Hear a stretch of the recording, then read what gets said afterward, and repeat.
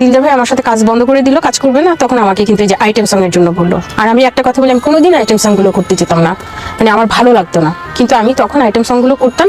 আমি বসুন্ধরা একটা প্লট নিয়েছিলাম, আমি কিস্তি দিতাম প্রতি মাসে 30,000 টাকা, সেই কিস্তির জন্য আমাকে ওই গানগুলো করতে হতো। তাহলে আমি তখন এই সময় প্রতি মাসে 30,000 টাকা ইনকাম করা আমাদের জন্য খুব টাফ ছিল। তখন আমাকে দিলদার ভাইয়ের সাথে কাজ করলে দিলদার ভাই এক ছবিতে আমার পেমেন্ট দিয়েছে 5,000 টাকা। বলে দেখছিস টাকাটা আমার জন্য পাইলি, তাই না? আমার পরে যারা এসছে তারা 2 লাখ 1.5 লাখ টাকা নিচ্ছে। অলরেডি আমি 20 বছর ধরে আমি একটানা 20 বছর আইটেম সং করেছি। আমি কোনোদিন 15-20-এর উপরে কোনোদিন টাকা পাইনি। আর আমি কোনোদিন দাবিও করি না বেশি। ওই যে আমাদের ফিক্সড করে দিছিল, ওর বেশি চেতেই পারতাম না, ভয় পেতাম। টাকা চেতে হবে তাদের কাছে, আমরা টাকা দাবি করবো, চাবো। দীপজল ভাই নিজেই জানে না, সে পেমেন্ট করে দিয়েছে, ওখান থেকে ম্যানেজারের থেকে আমি টাকা নিতে পারিনি 3 ছবি। এটা দীপজল ভাই জানেন, আজকে যদি এই ভিডিও দেখে সে জানবে। দীপজল ভাইয়ের সামনে যে বলবো এই কথা যে আপনার ম্যানেজার কি বা আপনি আমাকে টাকা দেন, এই কথাই বলার সাহস পাই। অনেক প্রোডাকশন